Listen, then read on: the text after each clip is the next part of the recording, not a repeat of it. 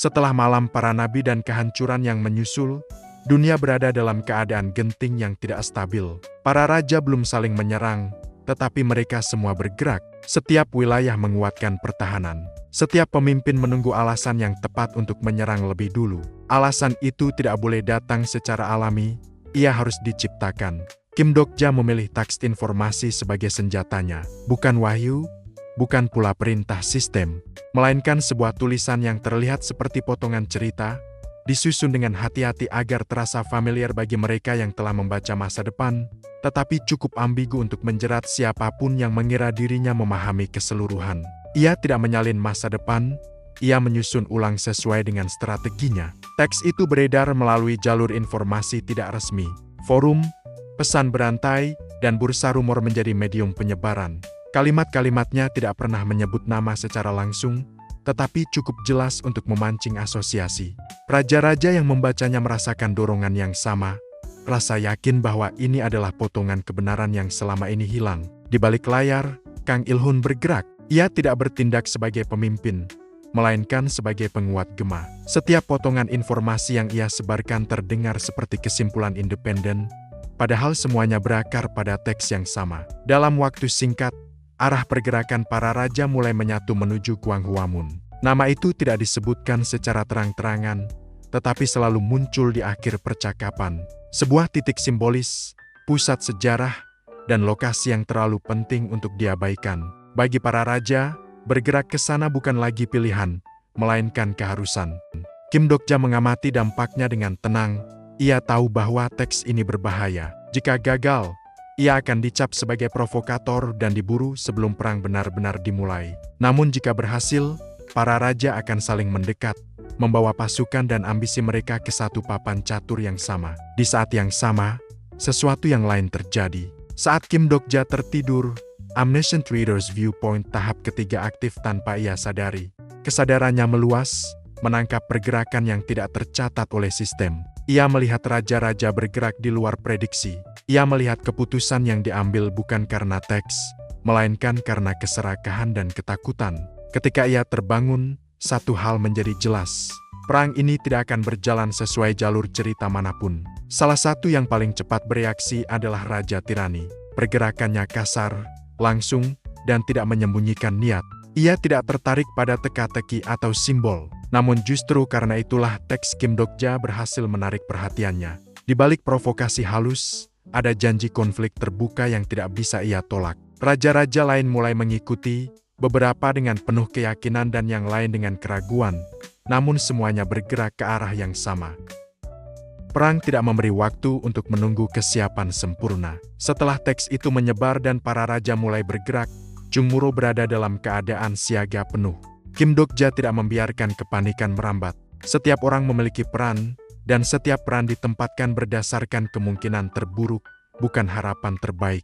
Ia tidak membawa semua orang ke medan perang. Beberapa kekuatan sengaja ditinggalkan. Jung Hyun tidak ikut dalam pergerakan utama. Keputusannya bukan karena kelemahan, melainkan karena kebutuhan akan variabel tersembunyi. Dalam perang antar raja, kekuatan yang tidak terlihat seringkali lebih menentukan daripada pasukan di garis depan.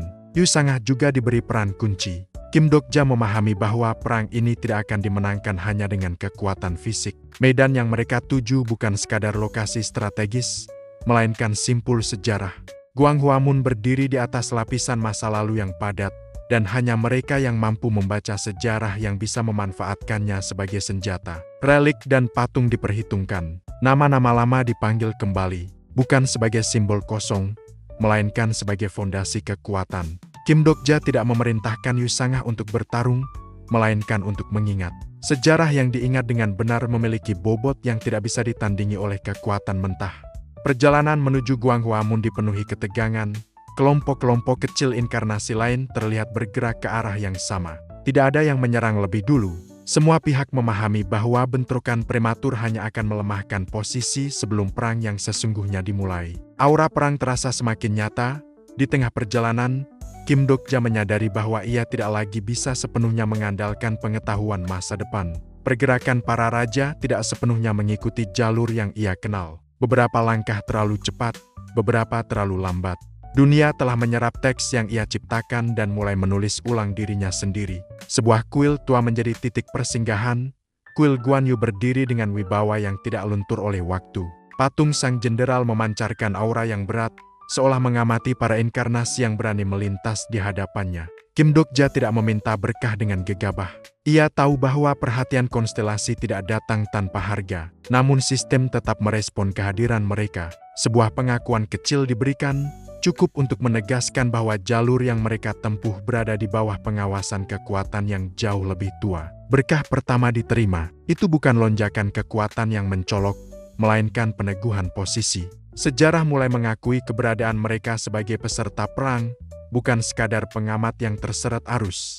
Ketika mereka kembali bergerak, dunia terasa sedikit lebih berat. Guang Huamun semakin dekat, dan bersamaan dengan itu, pertemuan pertama dengan kelompok raja lain tidak bisa dihindari. Aura kekuasaan saling bertabrakan, menciptakan tekanan yang membuat udara terasa padat. Tidak ada serangan, tetapi tidak ada pula kehangatan. Ini bukan kebetulan, ini adalah antrian menuju perang. Kim Dokja mengamati wajah-wajah di sekelilingnya. Beberapa di antaranya akan menjadi musuh. Beberapa mungkin sekutu sementara. Dan sebagian besar akan menjadi korban dari konflik yang belum sepenuhnya mereka fahami. Tidak lama setelah itu, pertemuan pertama Kim Dokja dengan seorang raja yang sudah berdiri dengan keyakinan yang telah dibangun dari pengakuan orang lain. Salah seorang raja dikenal sebagai Raja Kecantikan.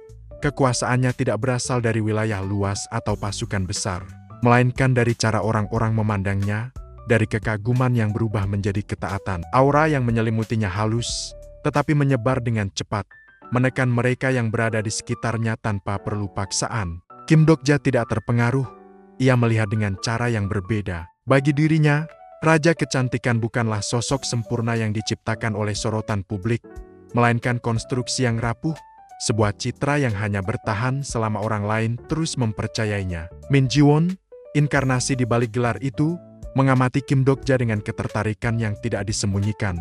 Ia tidak melihat ancaman, melainkan peluang.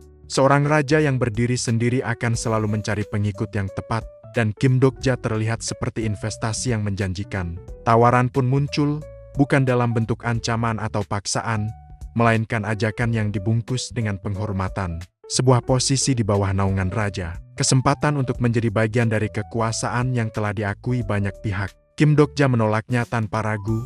Penolakan itu tidak disertai emosi berlebihan. Justru ketenangan itulah yang membuat situasi berubah. Raja Kecantikan tidak terbiasa ditolak. Selama ini, nilai dirinya selalu diukur dengan angka, jumlah pengikut, jumlah koin, dan seberapa besar dunia mengakuinya. Kim Dokja memilih menyerang di titik itu. Ia tidak mengkritik kecantikan. Ia tidak meremehkan kekuatan. Ia menyerang dasar legitimasi Raja Kecantikan. Dengan perhitungan yang dingin, ia mengubah pembicaraan menjadi transaksi. Bukan tentang kekuasaan, melainkan tentang nilai. Angka pertama yang diajukan cukup kecil untuk sebuah raja, namun angka itu hanyalah awal. Nilai tersebut meningkat tajam, dari ribuan menjadi puluhan ribu koin. Setiap kenaikan bukan sekadar penawaran, melainkan penilaian. Kim Dokja secara sistematis menunjukkan bahwa apa yang disebut harga diri bisa diukur, dinegosiasikan, dan ditentukan oleh pihak yang memiliki kendali ekonomi. Tekanan itu tidak datang dalam bentuk ancaman, tetapi realitas. Raja Kecantikan menyadari bahwa kekuasaannya tidak berdiri di atas tanah yang kokoh. Ia bergantung pada pengakuan orang lain, dan pengakuan itu bisa berpindah arah dengan cepat. Kim Dokja tidak perlu menjatuhkannya secara langsung. Cukup dengan memperlihatkan bahwa ada harga yang tidak bisa ia bayar. Di tengah ketegangan itu, satu keganjilan muncul. Lee Sung-kuk terlihat terguncang. Kim Dokja menangkap perubahan kecil dalam sikapnya. Reaksi yang terlalu emosional, tatapan yang tidak stabil, dan cara ia memandang Raja Kecantikan mengungkap hubungan yang tidak sepenuhnya dijelaskan. Atribut orang yang turun yang selama ini memberinya posisi istimewa mulai menunjukkan retakan. Kim Dokja memahami implikasinya. Ada masa lalu yang terhubung di antara mereka, sebuah jalur cerita yang tidak tercatat dalam wahyu para nabi. Fakta ini memperkuat satu kesimpulan penting, informasi yang beredar tentang para raja tidak pernah sepenuhnya benar. Pertemuan itu berakhir tanpa kesepakatan, namun hasilnya sudah ditentukan. Raja Kecantikan tidak tumbang, tetapi ia terguncang. Otoritasnya tidak hancur, tetapi tercoreng. Dalam perang para raja, luka seperti itu jauh lebih berbahaya daripada kekalahan fisik. Kim Dokja melangkah pergi tanpa menoleh. Ia tidak memperoleh sekutu, tetapi ia telah menciptakan ketidakseimbangan. Dan dalam perang ini, ketidakseimbangan adalah senjata yang paling efektif. Perang akhirnya menampakkan wujud aslinya, bukan dalam bentuk teriakan atau serangan mendadak, melainkan melalui perubahan dunia yang perlahan namun tidak bisa dihentikan. Ketika para raja berkumpul di sekitar Gwanghwamun, udara di sekeliling mereka mulai terasa berbeda. Tanah yang mereka pijak tidak lagi netral. Ia dipenuhi lapisan masa lalu yang terpendam, menunggu saat yang tepat untuk bangkit. Kim Dokja merasakannya lebih dulu, bukan sebagai kilasan masa depan, melainkan sebagai tekanan yang datang dari bawah kakinya. Sejarah tidak lagi menjadi latar belakang. Ia bergerak, merespon, dan memilih pihak. Dan begitu satu pihak melangkah terlalu jauh, sejarah pun membuka matanya. Penyergapan terjadi tanpa peringatan, pasukan yang muncul mengenakan perlengkapan usang, tetapi aura mereka tidak kalah dari inkarnasi modern. Perisai dan tombak mereka membawa bobot zaman lain. Ini bukan ilusi, bukan pula pemanggilan biasa. Ini adalah rekonstruksi sejarah yang dipaksa hadir kembali di masa kini. Pasukan Baekje muncul lebih dulu, formasi mereka rapat, gerakannya teratur, dan niat membunuhnya jelas. Mereka tidak datang sebagai simbol, melainkan sebagai kekuatan tempur yang utuh. Inkarnasi yang berada terlalu dekat langsung terdesak, tidak siap menghadapi musuh yang tidak tunduk pada logika kekuatan modern. Di tengah pasukan itu, satu sosok menonjol bernama Chu Wangin. Namanya tidak disebut dengan lantang, tetapi kehadirannya saja sudah cukup untuk membuat medan perang bergetar. Aura seorang jenderal yang telah menerima kekalahan, namun menolak untuk dilupakan. Setiap langkahnya membawa berat keputusan terakhir Baekje. Kim Dokja memahami maknanya. Ini bukan sekadar serangan. Ini adalah pembukaan konflik sejarah yang lebih besar. Satu pihak telah memilih untuk memanggil masa lalu sebagai senjata, dan dunia merespon dengan cara yang kejam. Namun sejarah tidak pernah berdiri sendiri. Di sisi lain medan perang, sila bergerak. Para warang muncul dengan formasi yang berbeda. Gerakan mereka lebih luas, tetapi tidak kalah mematikan. Mereka membawa keyakinan, disiplin, dan semangat yang dibentuk oleh kemenangan panjang. Aura mereka bertabrakan dengan pasukan Baekje, menciptakan tekanan yang membuat udara bergetar. Medan di sekitar Gwanghwamun berubah. Tanah modern terkelupas, digantikan oleh lanskap yang lebih tua. Bukit rendah, dataran terbuka, dan bekas-bekas pertempuran lama muncul di atas aspal dan beton. Sistem tidak menghentikannya. Ia justru memperkuat perubahan itu. Pertempuran Hwangsan Beol direkonstruksi. Inkarnasi yang terjebak di dalamnya dipaksa memilih posisi. Mereka tidak lagi bertarung sebagai individu, melainkan sebagai bagian dari sejarah yang hidup kembali. Setiap keputusan membawa konsekuensi yang melampaui kekuatan pribadi. Kim Dokja tidak bergerak sembarangan. Ia mengamati struktur pertempuran dengan cermat. Hwangsan Beol bukan medan yang dimenangkan oleh kekuatan mentah. Ia adalah panggung di mana moral, posisi, dan simbol memiliki bobot yang sama besar dengan pedang dan tombak. Di tengah kekacauan, sebuah artefak terungkap. Gan Pyongwi, benda itu tidak bersinar mencolok, tetapi kehadirannya mengubah aliran pertempuran. Timbangan yang melambangkan penilaian dan keadilan sejarah. Siapapun yang berada di dekatnya merasakan tekanan aneh, seolah setiap tindakan sedang diukur oleh masa lalu itu sendiri. Konstelasi memperhatikan, beberapa mendukung sila, beberapa bersimpati pada Baekje. Konflik lama yang seharusnya telah selesai kini dipentaskan ulang, dengan inkarnasi modern sebagai pion tambahan. Sejarah tidak peduli pada niat mereka, ia hanya mengulang dirinya sendiri, menuntut penyelesaian yang sama atau lebih kejam.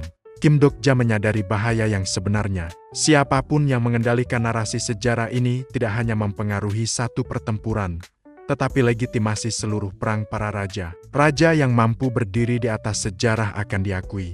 Yang gagal akan tersingkir, tidak peduli seberapa besar kekuatannya sebelumnya. Ketika debu pertempuran mulai mengendap, satu hal menjadi jelas. Gwanghwamun bukan lagi pusat kota. Ia telah berubah menjadi medan perang sejarah yang hidup. Setelah sejarah bangkit dan pertempuran Hwangsan Beol dipaksakan ke dunia modern, sesuatu yang lebih tua dan lebih kejam mulai terbentuk. Dunia merespon benturan para raja bukan dengan penyeimbang, melainkan dengan ujian. Di pusat Gwanghwamun, ruang itu terbelah. bukan oleh ledakan, bukan pula oleh sihir yang terlihat, melainkan oleh tekanan eksistensi yang perlahan menyingkirkan segala hal di sekitarnya. Tanah retak, udara membeku, dan cahaya di sekitar titik itu meredup, seolah dunia sengaja memberi ruang. Sebuah takhta muncul. Ia tidak megah dalam arti biasa, tidak dihiasi emas atau permata, bentuknya sederhana, keras, dan tidak memberikan rasa nyaman. Namun setiap inkarnasi yang melihatnya memahami maknanya tanpa perlu penjelasan. Takhta absolut. Sistem pun mengaktifkan skenario utama berikutnya, bukan sebagai kelanjutan, melainkan sebagai pemisah. Dunia menetapkan aturan baru, lebih kejam dan lebih jelas. Ini bukan lagi perang wilayah atau adu pengaruh. Ini adalah kualifikasi. Hanya raja yang memenuhi syarat yang berhak mendekat. Bendera hitam menjadi penanda. Wilayah, legitimasi, dan pengakuan sejarah dikonversi menjadi satu ukuran tunggal. Raja-raja yang sebelumnya berdiri sejajar kini terpisah oleh jarak yang tidak bisa dilompati dengan kekuatan semata. Tekanan meningkat. Beberapa raja mundur, bukan karena takut, melainkan karena menyadari bahwa mereka belum siap. Yang lain maju setengah langkah, ragu antara ambisi dan kehancuran. Setiap keputusan diambil dengan kesadaran bahwa kesalahan di sini tidak bisa diperbaiki. Di tengah tekanan itu, Raja Tirani bergerak. Kehadirannya kasar dan langsung, tidak peduli pada simbol atau sejarah.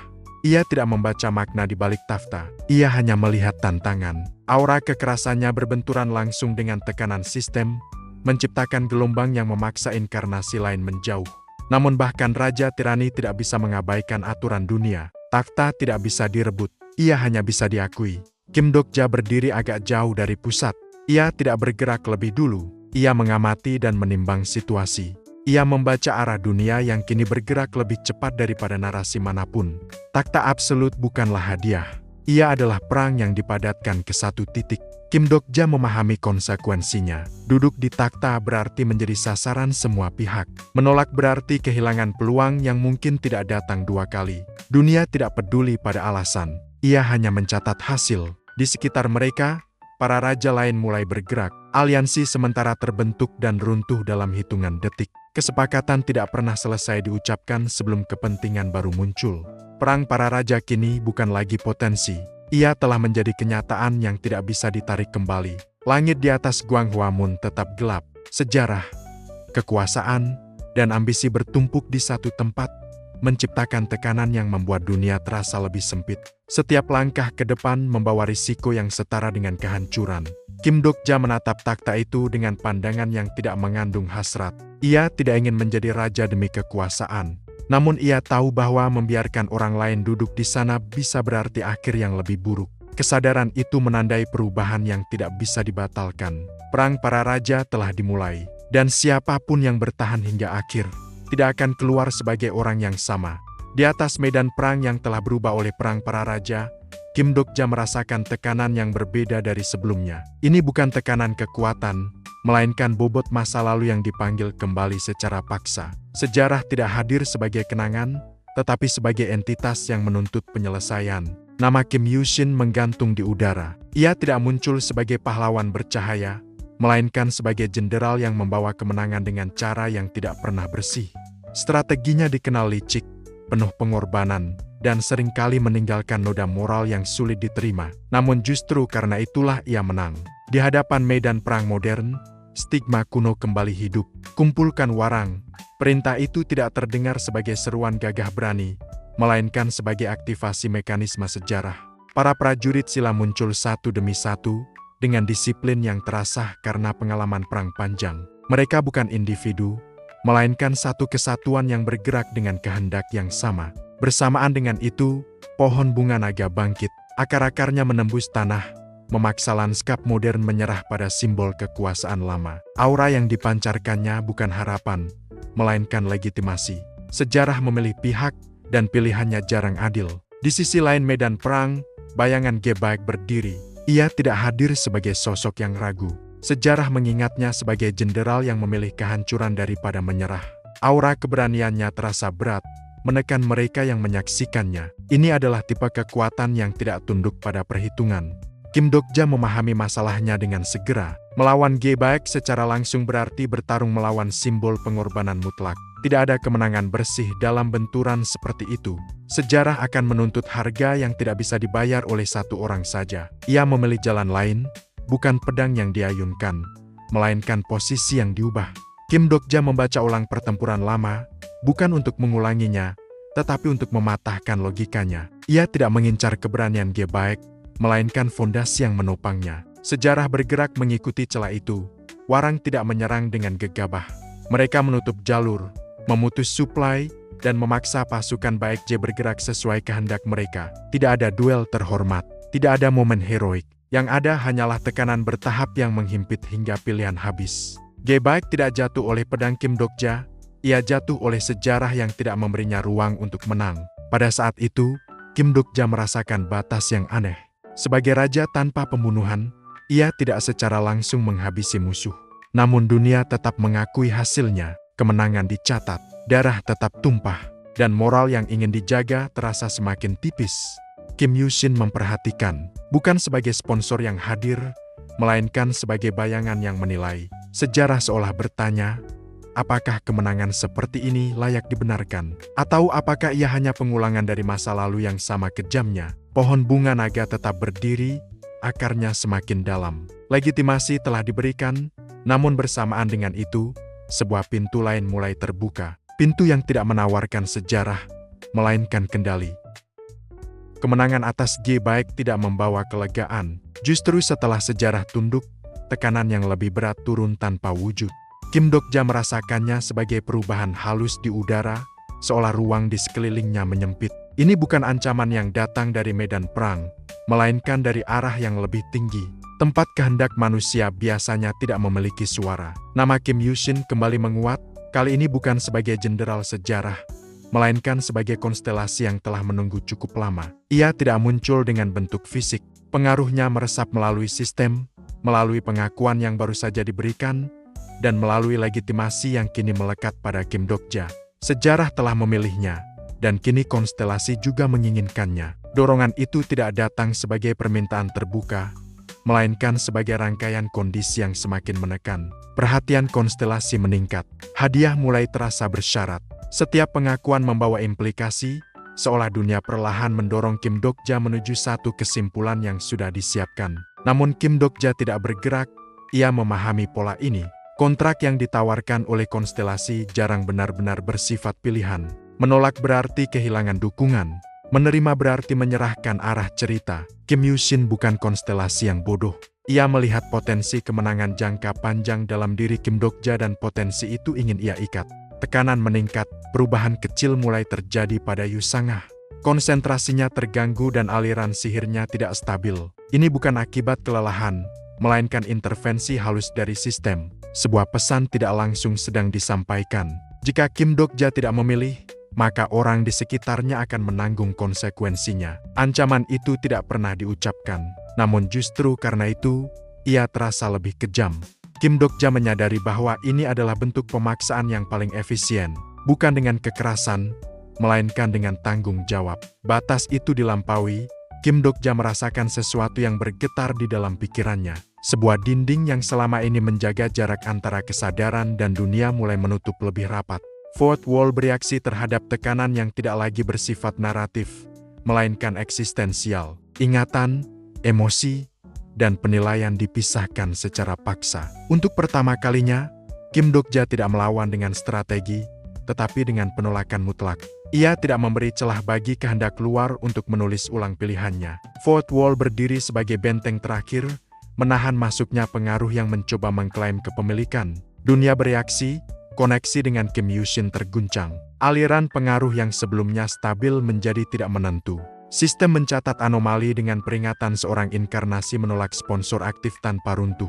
Tekanan pada Yu Sangah mereda, namun dampaknya tidak sepenuhnya hilang. Luka psikologis tetap tertinggal. Kim Dokja menyadari bahwa ia baru saja memutus jalur yang mungkin tidak bisa disambung kembali. Menolak konstelasi bukanlah tindakan tanpa konsekuensi. Dunia tidak melupakan penolakan semacam itu. Kim Yushin tidak menghilang, ia mundur. Namun mundur bukan berarti kalah. Kim Dokja berdiri di tengah medan perang yang sejenak sunyi, menyadari bahwa konflik ini lebih berbahaya daripada pertempuran manapun sebelumnya. Pedang bisa ditangkis, Sejarah bisa dimanipulasi, namun kehendak yang ingin memiliki masa depan tidak bisa dihadapi dengan kekuatan biasa. Ia telah memilih untuk tetap menjadi manusia, dan pilihan itu akan menguntungkannya di kemudian hari. Setelah tekanan dari langit mereda, dunia tidak menjadi lebih ramah.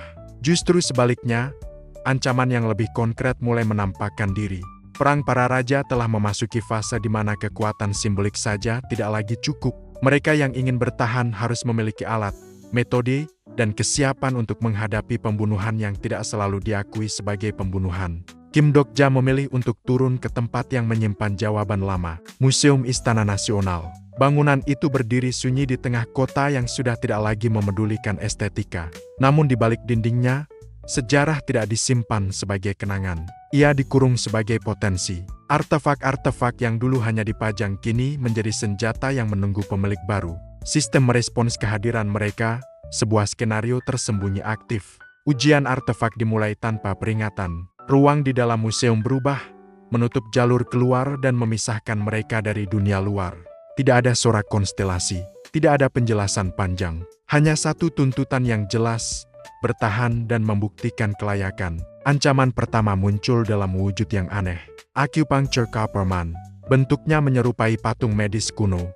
Permukaannya dipenuhi titik-titik tekanan yang memantulkan cahaya redup. Ia tidak bergerak cepat, tetapi setiap langkahnya membawa tekanan yang mengganggu aliran energi tubuh. Serangan langsung tidak efektif. Ketahanan fisiknya terlalu tinggi untuk dihancurkan secara konvensional. Kim Dokja tidak menyerang, dan Yu Sangha menyadari pola perubahan energi lebih dulu. Li Gilyung bergerak mengalihkan perhatian, memancing respons yang bisa dibaca. Di tengah kekacauan yang terkendali itu, Kim Dokja menyusun gambaran utuh. Patung ini bukan penjaga biasa, ia adalah ujian pemahaman. Titik-titik tekanan bukan hiasan, mereka adalah kunci. Dengan perhitungan yang presisi, Kim Dokja mengarahkan serangan bukan untuk menghancurkan, melainkan untuk mengganggu aliran. Setiap pukulan diarahkan ke satu titik kecil yang tampak sepele, namun memiliki efek berantai. Patung itu mulai kehilangan keseimbangan. Gerakannya melambat, lalu berhenti sepenuhnya. Sistem mencatat keberhasilan, sebuah keterampilan baru terbuka. Hit a pressure point. Kemampuan itu tidak meningkatkan daya hancur secara langsung. Ia justru memberi Kim Dokja sesuatu yang lebih berbahaya, kemampuan untuk melumpuhkan tanpa membunuh, menghentikan lawan tanpa meninggalkan darah di tangannya. Ujian pun berakhir. Artefak-artefak di dalam museum bereaksi. Beberapa mengakui keberadaan mereka, yang lain tetap tertutup, menunggu saat yang lebih tepat. Kim Dokja tidak serakah. Ia mengambil apa yang dibutuhkan dan meninggalkan sisanya. Namun perubahan telah terjadi. Kim Dokja kini memiliki cara untuk menjatuhkan raja tanpa melanggar batas yang ia tetapkan sendiri.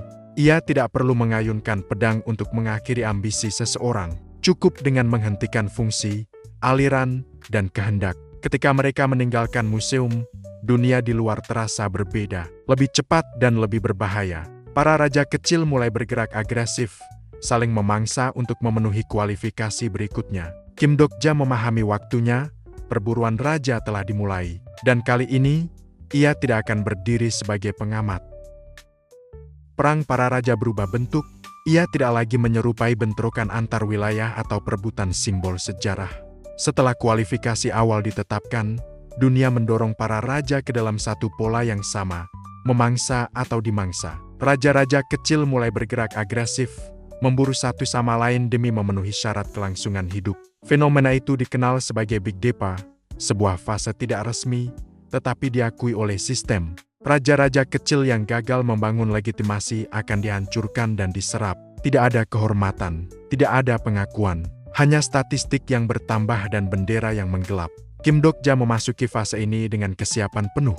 Ia tidak membawa pasukan besar, ia hanya mementingkan efisiensi tindakan dalam strateginya. Statistik dasarnya telah berubah sejak ujian artefak.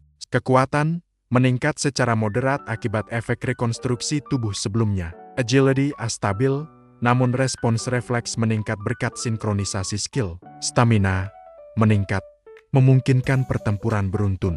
Magic power cukup untuk aktivasi skill berulang. Skill aktif utama, Hit a pressure point, Blade of Faith, Unbroken Faith. Skill pasif penting, Fourth Wall dan Raja tanpa pembunuhan. Target pertama kelompok Kim Dokja adalah seorang raja kecil yang mengandalkan kekuatan fisik saja. Pertempuran dimulai tanpa peringatan. Raja itu menyerang dengan ayunan senjata berat, mencoba memanfaatkan jangkauan dan daya hancur.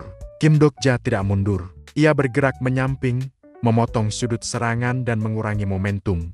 Saat senjata lawan menghantam tanah, Kim Dokja maju setengah langkah dan mengaktifkan Hita Pressure Point.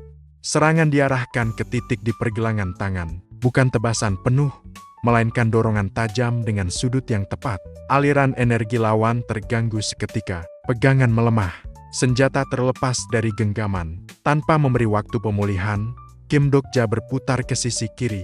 Serangan kedua menghantam titik di leher bagian bawah, bukan untuk mematahkan, melainkan untuk memutus sinkronisasi saraf. Tubuh lawan kehilangan keseimbangan dan jatuh berlutut. Pertarungan selesai dalam hitungan detik. Raja itu tidak mati, namun ia tidak bisa berdiri lagi. Sistem mengenali hasilnya sebagai eliminasi. Bendera Kim Dokja menggelap satu tingkat, dan statistik magic power sedikit meningkat. Target berikutnya mencoba melarikan diri. Kim Dokja mengejar tanpa tergesa-gesa. Ia mengaktifkan Blade of Faith, membentuk pedang ether untuk menutup jalur. Satu ayunan horizontal dilepaskan, bukan untuk mengenai tubuh, melainkan untuk memotong ruang geraknya. Lawan terpaksa berhenti.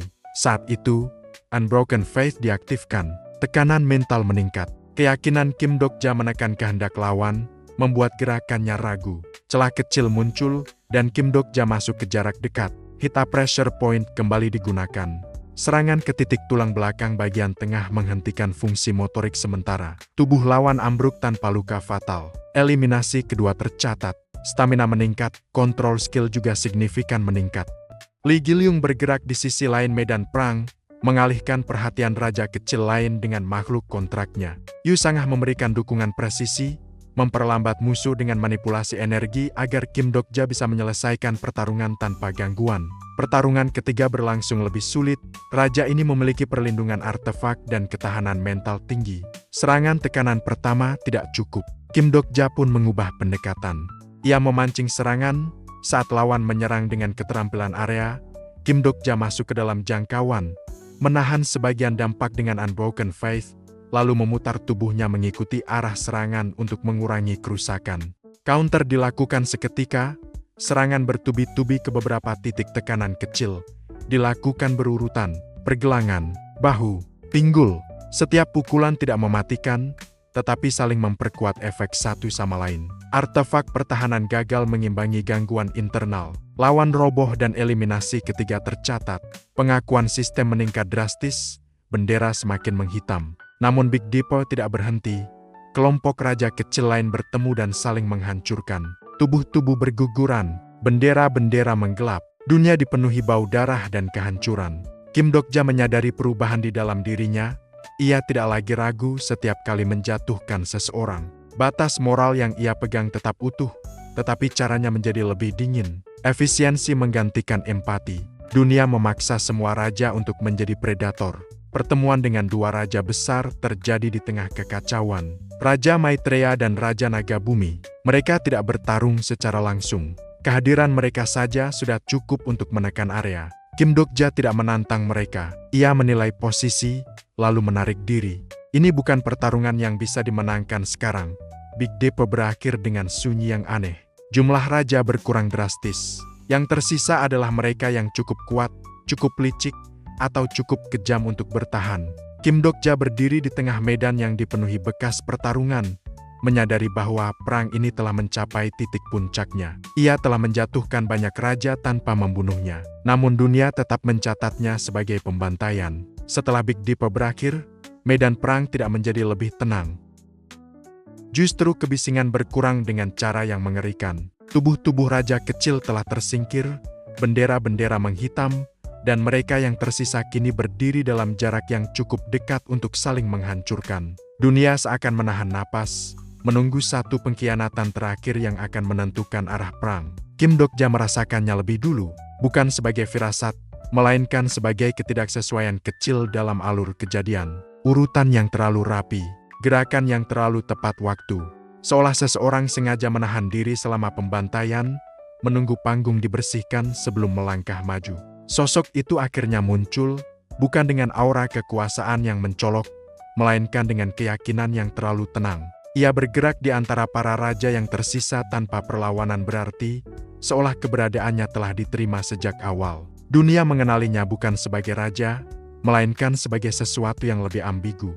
Apostol pertama, kebenaran itu tidak datang sebagai pengakuan, melainkan sebagai rangkaian tindakan yang tidak lagi bisa dijelaskan dengan logika inkarnasi biasa. Tubuh yang berdiri di hadapan mereka bukanlah eksistensi tunggal. Ia adalah avatar, wadah sementara yang dapat dibuang kapan saja tanpa mengakhiri kehendak di baliknya. Kim Dokja memahami bahaya sebenarnya. Apostol pertama tidak bermain untuk menang sebagai raja. Ia bermain untuk mengarahkan cerita. Selama ini, ia membiarkan para raja saling membunuh, membiarkan bendera menghitam, dan membiarkan sistem menyaring yang lemah. Semua itu dilakukan untuk satu tujuan, muncul sebagai penguasa yang tersisa. Sebuah artefak dikeluarkan, pedang pemenggal iblis Sempatin. Aura yang dipancarkannya berat dan gelap, seolah menyerap kebencian dan ketakutan dari pertempuran sebelumnya. Ini adalah jenis senjata yang selalu muncul dalam cerita pada saat yang tepat. Pedang legendaris yang seharusnya menandai kebangkitan tokoh utama palsu. Namun Kim Dokja tidak terpengaruh. Ia mengenali pola ini. Klise lama, diulang dengan kemasan baru. Pedang legendaris, penguasa tersembunyi, pengkhianatan di akhir bab. Semua elemen itu terlalu sempurna untuk dipercaya. Apostol pertama menyerang, gerakannya cepat dan tajam. Setiap ayunan pedang membawa efek pemotongan yang tidak hanya menyerang tubuh, tetapi juga eksistensi. Raja-raja yang berada terlalu dekat tidak sempat bereaksi. Bendera mereka runtuh, dan pengakuan sistem dicabut seketika. Jumlah raja terus menyusut secara drastis, sistem merespon dengan dingin. Kualifikasi raja tahap kedua dipercepat.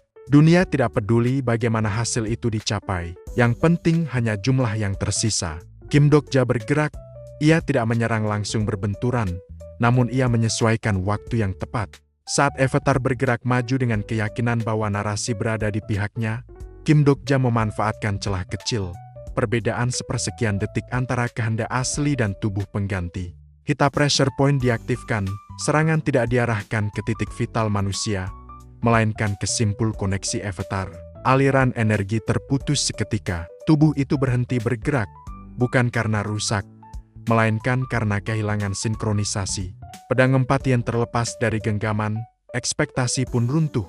Tidak ada klimaks heroik, tidak ada duel panjang. Klise itu mati sebelum sempat berkembang. Avatar jatuh sebagai wadah kosong, dan dunia mencatat hasilnya dengan kebingungan singkat sebelum menyesuaikan diri. Apostol pertama tidak mati, namun rencananya gagal. Jumlah raja kini telah menyusut ke titik kritis. Yang tersisa bukanlah yang paling ambisius, melainkan yang mampu bertahan dari pembersihan brutal ini. Tekanan meningkat hingga membuat udara terasa padat. Medan perang berada di ambang keheningan, bukan karena tidak ada lagi kekuatan yang tersisa, melainkan karena dunia sendiri menahan napas. Setelah penguasa palsu tumbang dan klise terakhir dihancurkan, tekanan yang tertinggal terasa jauh lebih berat daripada sebelumnya. Jumlah raja telah menyusut drastis. Mereka yang tersisa berdiri dengan jarak yang cukup untuk saling mengamati, tetapi terlalu dekat untuk melarikan diri. Bendera-bendera hitam berkibar lemah di udara yang panas. Sistem memperbarui status tanpa emosi. Kualifikasi raja telah mendekati tahap akhir. Dunia tidak lagi menilai ambisi, melainkan hasil. Siapapun yang berdiri di titik ini telah melewati pembersihan yang brutal, dan itu saja sudah cukup untuk menjadikan mereka ancaman. Namun satu sosok masih berdiri dengan cara yang berbeda. Raja Tirani, ia tidak terluka. Ia juga tidaklah melemah. Aura kekuatannya tetap utuh, seolah pembantaian yang baru saja terjadi hanyalah pemanasan. Ia berdiri di tengah medan perang dengan keyakinan mutlak bahwa kekuatan statistik adalah satu-satunya hukum yang diakui dunia. Selama ini, tidak ada yang benar-benar menghentikannya. Tidak ada strategi yang mampu menahannya lebih dari beberapa detik. Kim Dokja merasakan tekanan itu. Ia tahu bahwa melawan Raja Tirani dengan cara yang sama seperti raja kecil lainnya tidak mungkin berhasil. Serangan tekanan, gangguan energi, atau manipulasi posisi tidak akan cukup. Sosok ini telah membuktikan berkali-kali bahwa ia bisa menerobos batas logika dengan kekuatan murni saja. Namun Kim Dokja juga menyadari satu hal yang jauh lebih mengerikan. Raja Tirani bukan puncak perang ini. Ia hanyalah gerbang terakhir. Sebelum siapapun sempat bergerak, dunia bergetar. Bukan oleh ledakan, bukan oleh sihir, melainkan oleh kehadiran seseorang. Tekanan yang turun tidak agresif, tetapi mutlak. Seolah gravitasi dunia berubah arah. Tanah retak perlahan, dan udara menjadi berat hingga sulit bernapas. Bahkan Raja Tirani pun berhenti sejenak. Naluri bertarungnya bereaksi terhadap ancaman yang belum terlihat. Sosok itu melangkah maju. Tidak ada pengumuman, tidak ada efek dramatis yang berlebihan. Namun setiap langkahnya membuat medan perang terasa lebih kecil. Aura yang dipancarkannya bukan kekerasan, melainkan kepastian. Ini adalah kekuatan yang tidak perlu membuktikan apapun. Dia adalah Yu Jong-hyuk. Ia tidak datang sebagai inkarnasi biasa, namun ia datang sebagai hasil dari semua kegagalan dunia sebelumnya yang telah dilewati. Statusnya berubah, sistem mencatat dengan keheningan yang tidak wajar.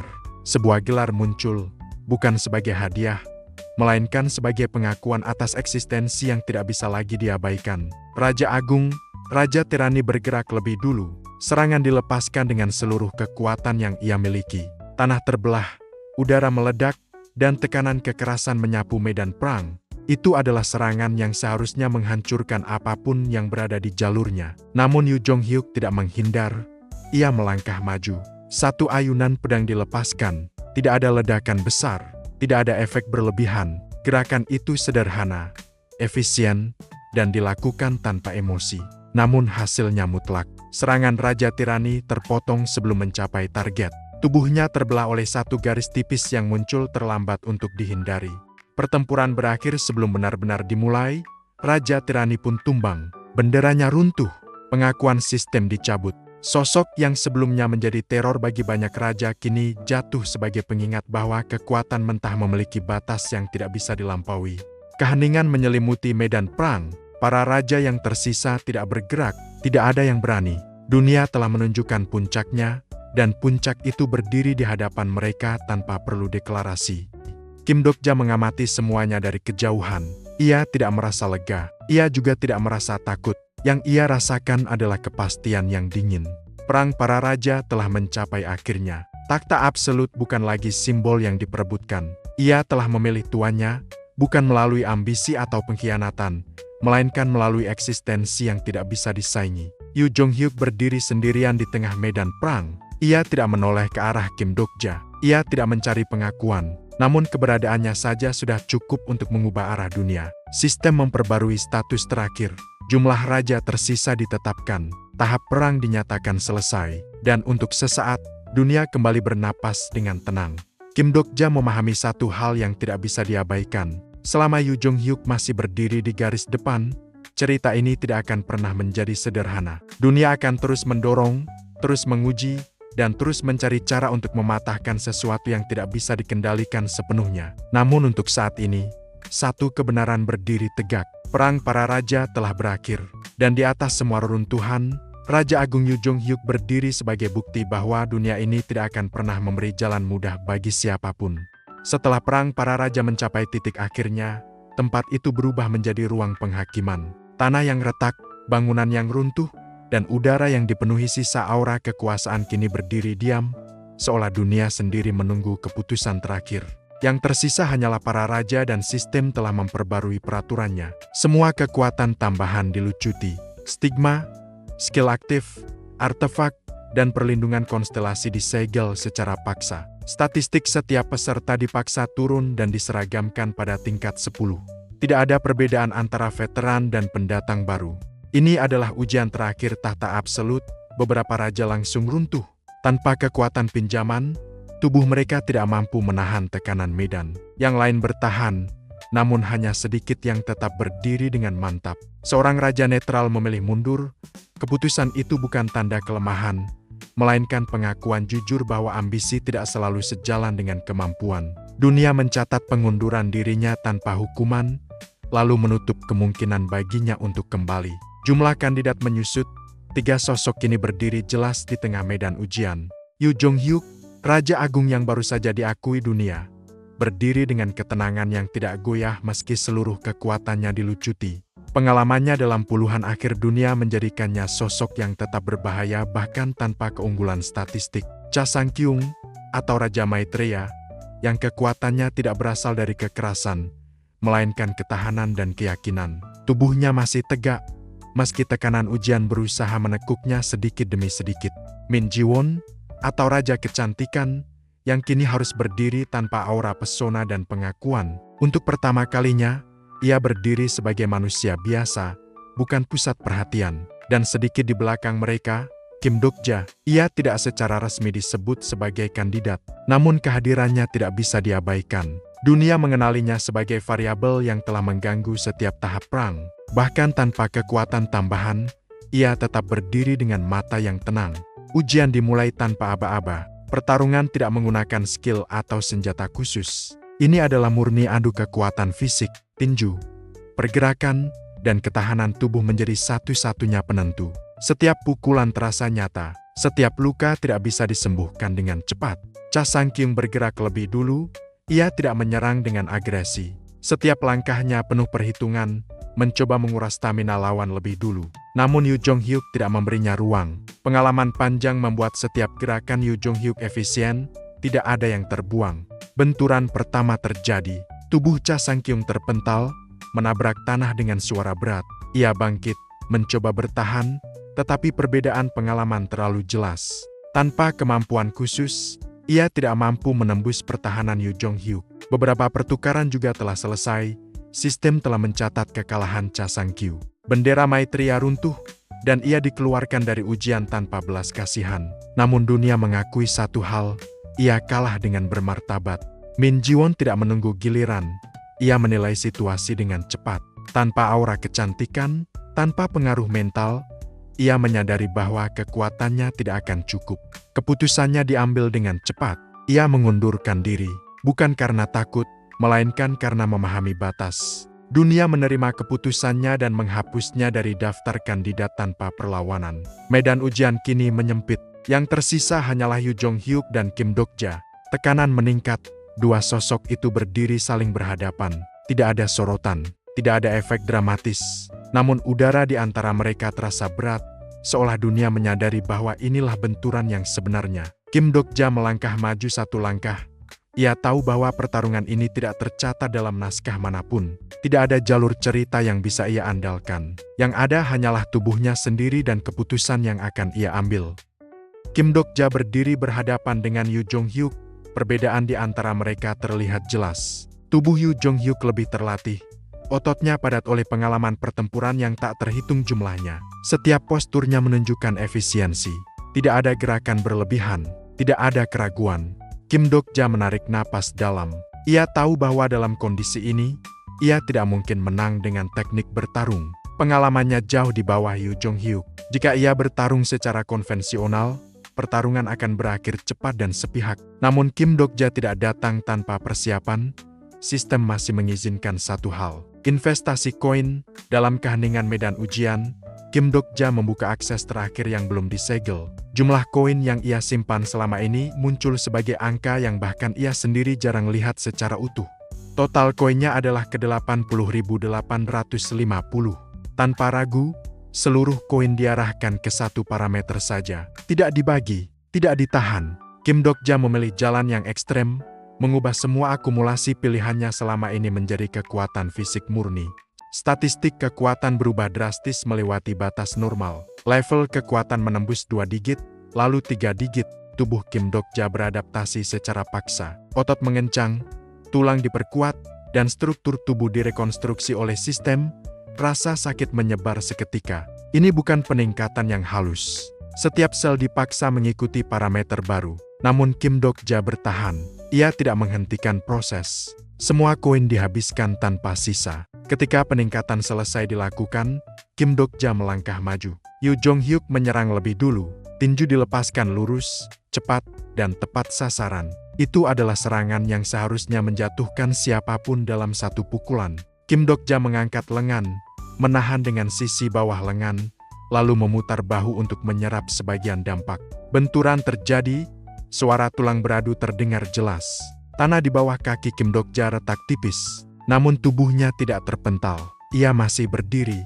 Balasan dilepaskan, Kim Dok-ja memutar pinggang dan mengayunkan tinju kanan dengan seluruh berat tubuhnya. Tidak ada teknik rumit, tidak ada sudut khusus. Hanya kekuatan murni yang dilepaskan lurus ke depan. Pukulan itu menghantam tubuh Yu Jong-hyuk dan terdorong mundur beberapa langkah. Tanah terkelupas di bawah kakinya. Untuk pertama kalinya sejak ujian dimulai, ekspresinya berubah. Bukan karena panik, melainkan karena pengakuan. Pertarungan berlanjut, Yu Jong-hyuk meningkatkan intensitas. Serangan bertubi-tubi dilepaskan. Pukulan, tendangan, siku, dan lutut dirangkai tanpa celah. Setiap serangan diarahkan ke titik vital, mencoba mematahkan ritme Kim Dok-ja. Kim Dok-ja menahan sebagiannya dan sisanya ia terima. Rasa sakit menyebar, dan darah mulai terasa di mulutnya. Namun setiap kali ia terpukul, ia membalas dengan satu pukulan penuh. Tidak ada serangan beruntun. Setiap balasan adalah satu keputusan. Pertukaran demi pertukaran berlangsung brutal. Tubuh Kim Dok-ja mulai menunjukkan tanda kelelahan. Ototnya menegang berlebihan. Sistem memperingatkan risiko kerusakan permanen.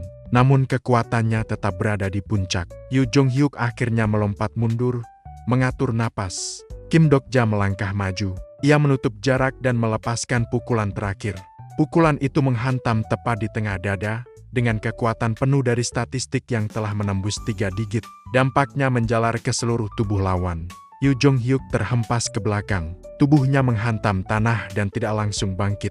Keheningan menyelimuti medan ujian. Sistem mencatat hasilnya. Yu Jong-hyuk tidak mati, namun ia tidak mampu melanjutkan pertarungan. Ujian pun berakhir. Kim Dok-ja berdiri dengan napas terengah.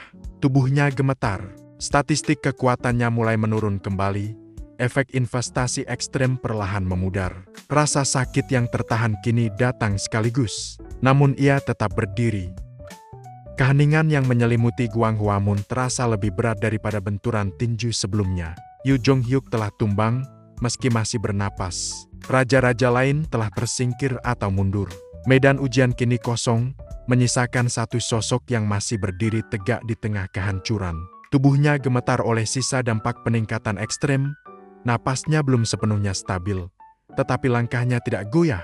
Pada saat itulah, dunia bergerak. Ruang di hadapannya terbelah perlahan, bukan dengan kekerasan, melainkan dengan kepastian. Cahaya tidak menyilaukan, namun cukup untuk menyingkirkan bayangan. Dari pusat retakan itu, sebuah kursi muncul, turun dengan anggun yang dingin, seolah telah lama menunggu momen ini. Tahta absolut, ia tidak tampak megah, tidak ada emas atau permata. Bentuknya sederhana, kaku, dan tidak menawarkan kenyamanan. Namun setiap manusia yang melihatnya memahami maknanya tanpa perlu penjelasan.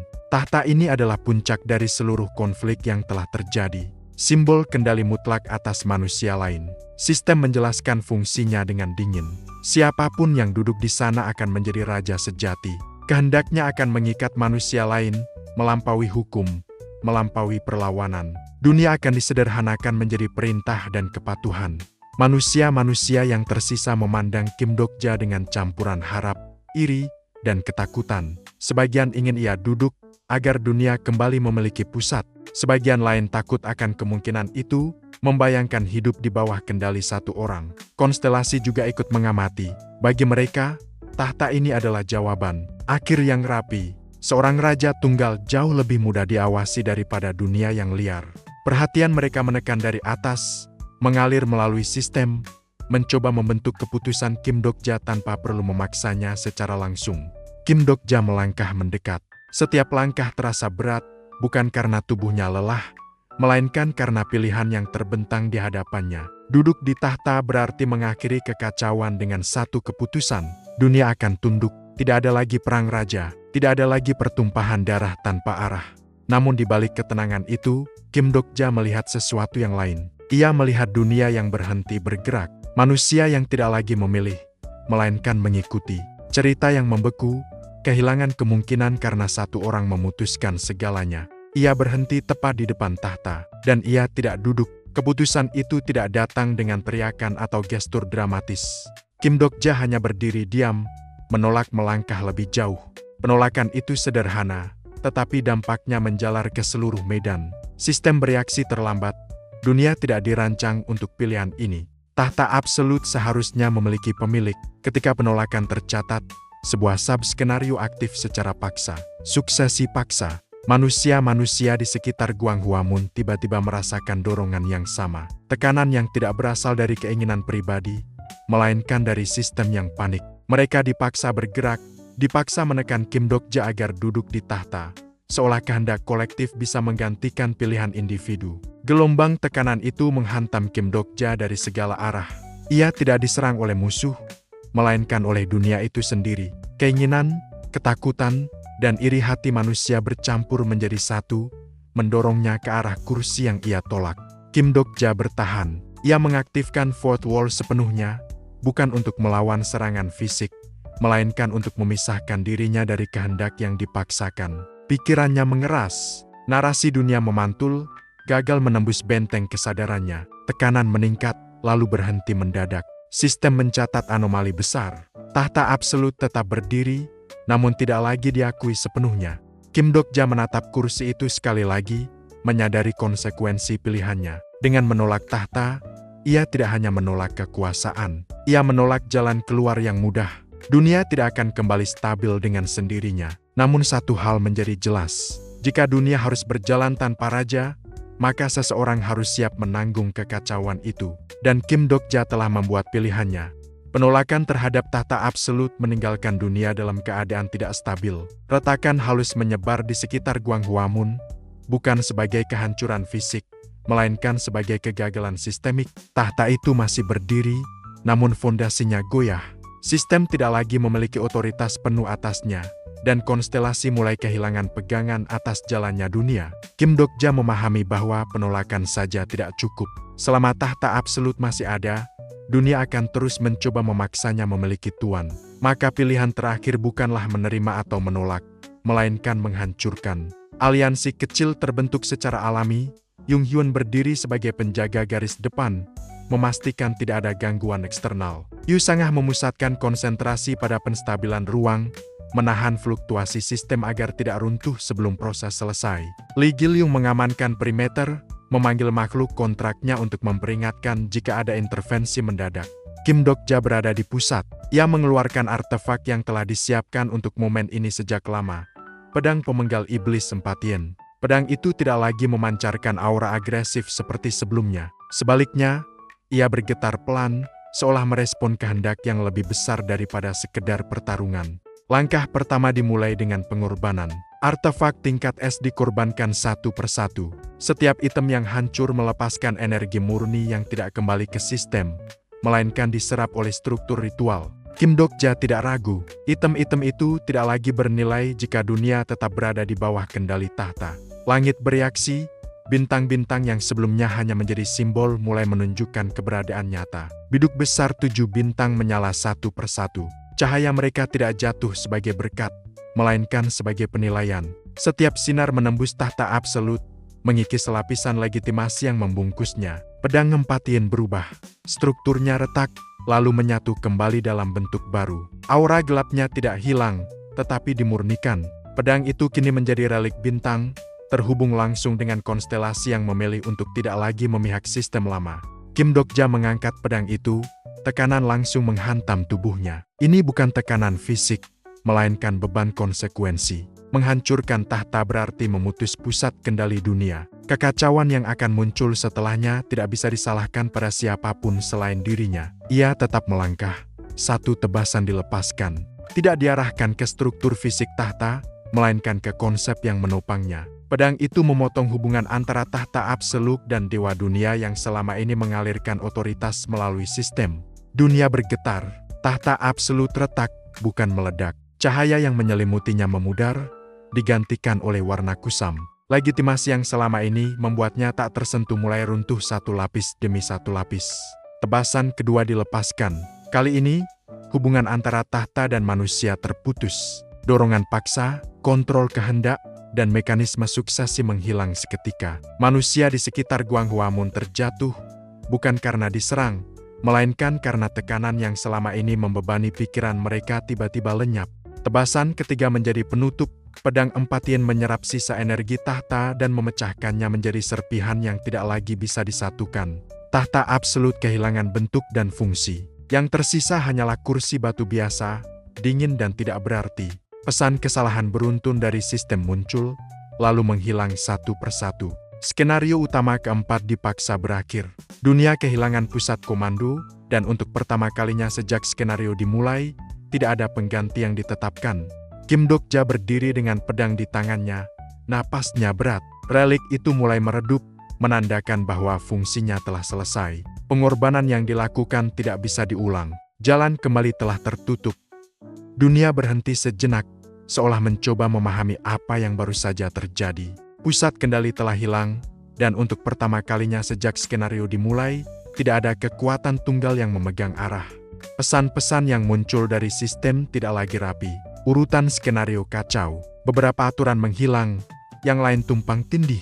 Skenario utama keempat dinyatakan berakhir secara paksa, tanpa transisi yang seharusnya terjadi. Sebagai gantinya, dunia melakukan satu hal yang paling efisien. Ia membubarkan semua orang. Gelombang cahaya menyapu Guanghuamun. Inkarnasi yang tersisa tidak diserang, melainkan dipindahkan. Satu persatu, mereka terlempar kembali ke lokasi awal masing-masing, seperti pion yang dikembalikan ke papan setelah permainan dihancurkan. Kim Dok-ja merasakan tarikan itu terlambat. Tubuhnya terangkat, lalu dijatuhkan tanpa peringatan. Ketika kesadarannya kembali, ia berada di tempat yang tidak asing, namun terasa berbeda. Atap gedung Minyosaf terbentang di bawah kakinya. Langit di atasnya sunyi, tanpa notifikasi, tanpa suara sistem yang biasanya terus berbicara. Beberapa detik berlalu dalam keheningan mutlak, lalu sistem akhirnya berbicara kembali. Bukan sebagai perintah, melainkan sebagai pengumuman darurat.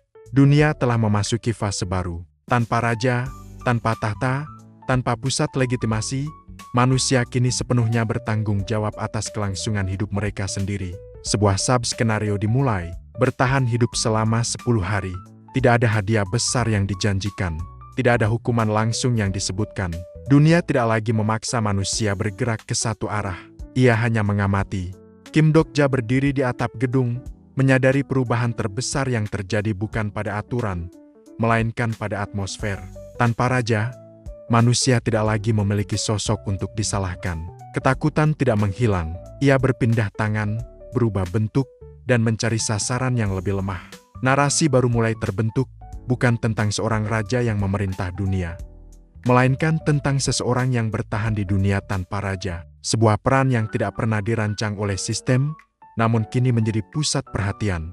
Kim Dok-ja tidak mendapatkan wilayah, ia juga tidak mendapatkan pengikut resmi. Namun keberadaannya tetap diperhatikan. Konstelasi mengamati dari jauh, dengan sikap yang jauh lebih hati-hati. Beberapa tertarik, beberapa marah.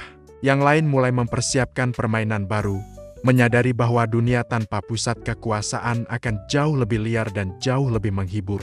Di bawah atap Minyosaf, kota mulai berubah. Kelompok-kelompok kecil manusia membentuk aturan mereka sendiri. Beberapa bekerja sama, sebagian besar saling memangsa. Tanpa raja, hukum terkuat kembali berlaku. Mereka yang cepat beradaptasi akan bertahan.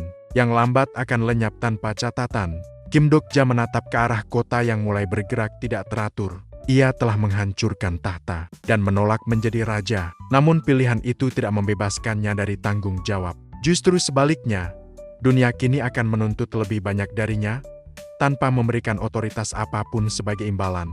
Tidak membutuhkan waktu lama, dunia tanpa raja menunjukkan wujud aslinya. Tidak ada kekosongan kekuasaan yang bertahan lama. Ketika tahta absolut hancur dan sistem berhenti menunjuk penguasa, manusia dengan cepat menciptakan struktur baru, bukan untuk melindungi, melainkan untuk mengeksploitasi.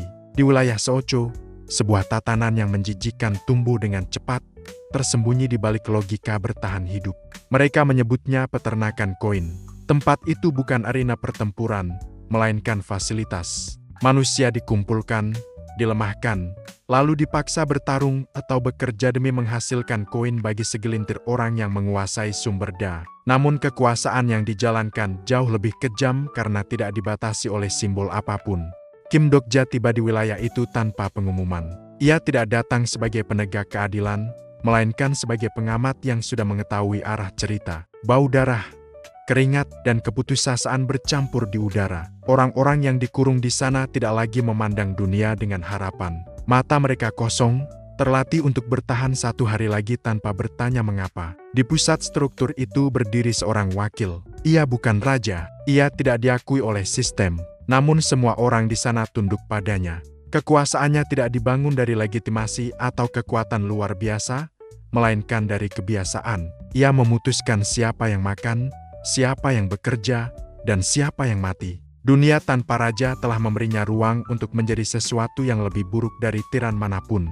Kim Dokja tidak bernegosiasi dan langsung bergerak. Serangan dilakukan cepat, Hita Pressure Point diaktifkan berulang kali, menghentikan para penjaga tanpa membunuh. Tubuh-tubuh roboh satu persatu, bukan sebagai korban heroik, melainkan sebagai hambatan yang disingkirkan. Ketika wakil itu mencoba melarikan diri, Kim Dokja tidak mengejar dengan amarah. Satu pukulan diarahkan ke titik di leher, bukan untuk membunuh, melainkan untuk memutus kesadaran. Tubuh itu jatuh tanpa perlawanan. Struktur yang ia bangun runtuh seketika, seperti bangunan rapuh yang kehilangan satu tiang penopang. Peternakan koin hancur dalam satu malam. Manusia-manusia yang dikurung dibebaskan.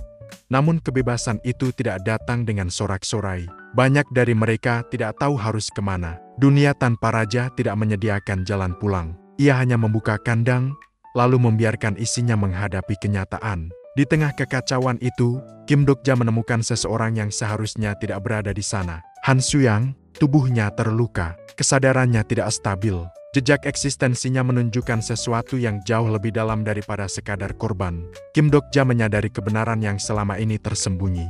Han Suyang adalah rasul pertama, bukan dalam arti pemimpin, bukan pula sebagai pelayan konstelasi yang setia. Ia adalah alat, seseorang yang dipaksa menjalankan peran yang tidak pernah ia pilih, menulis dan menghancurkan cerita demi kepentingan pihak lain. Kim Dokja menyelamatkannya tanpa ragu, bukan karena ia adalah sekutu, bukan pula karena rasa kasihan, melainkan karena dunia ini tidak membutuhkan satu korban lagi yang dipaksa memikul dosa sistem. Saat mereka meninggalkan wilayah itu, Kim Dokja memahami perubahan yang telah terjadi. Perang para raja telah berakhir, tahta telah dihancurkan. Namun perjuangan yang tersisa jauh lebih berbahaya. Tidak ada lagi struktur besar untuk dilawan. Yang ada hanyalah manusia. Satu persatu pilihan yang akan mereka ambil ketika tidak ada raja yang mengawasi. Kim Dokja tidak berdiri sebagai penguasa. Ia berdiri sebagai seseorang yang memilih untuk bertanggung jawab atas apa yang sudah dilakukan. Dan di dunia tanpa raja, pilihan seperti itu jauh lebih berat daripada duduk di atas tahta manapun. Tahta telah hancur, raja telah tiada, namun dunia tidak menjadi lebih baik dengan sendirinya. Di dunia tanpa raja, manusia menciptakan neraka mereka sendiri, dan hanya mereka yang mau menanggung beban tanpa mahkota yang bisa menghentikannya. Kim Dokja melangkah ke depan, bukan sebagai raja, melainkan sebagai pembaca yang memilih bertanggung jawab atas cerita ini.